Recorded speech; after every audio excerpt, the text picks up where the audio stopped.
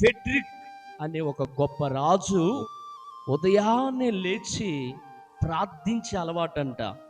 ఉదయాన్నే లేవగానే ఎవరితో మాట్లాడంట. రాజు కదా, చాలా మంది తన దగ్గరకు వస్తారు. కనీసం తన పిల్లలతో కూడా మాట్లాడంట.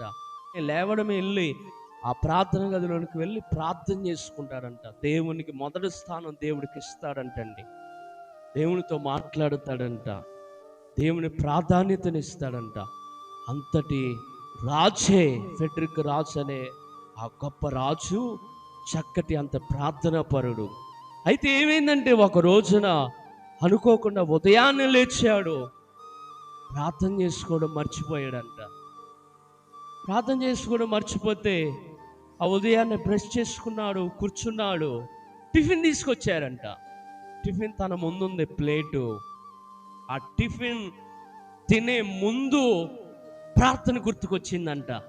ప్రార్థన గుర్తుకు రాగానే ఆ టిఫిన్ ప్లేటు అక్కడ ప్రక్కన పెట్టేసి, నేను ఈ రోజున ప్రార్థన చేయలేదు అయ్యా, నన్ను క్షమించు, ఈరోజు నేను ప్రార్థన చేయలేదు అయ్యా, నన్ను క్షమించని ఆ టిఫిన్ అక్కడే పక్కన పెట్టేసి వెళ్ళిపోయి ప్రార్థన చేసి దేవునికి స్థానం ఇచ్చి ప్రభువుని వేడుకొని వచ్చాడంట.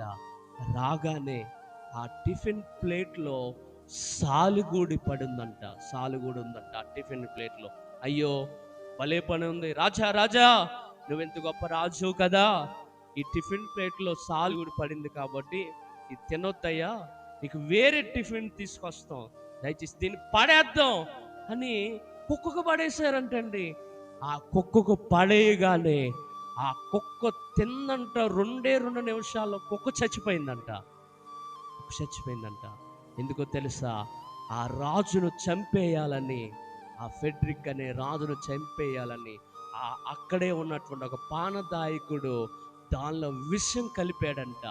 చూసారా? ఆ రోజున సాతానుడు ప్రార్థన చేయనివ్వకుండా ఆ రాజును, దేవుని బిడ్డలారా, ప్రార్థన చేసుకోనివ్వకుండా అక్కడ కూర్చోబెట్టింది, టిఫిన్ చేసేయాలని ఎలాగైనా.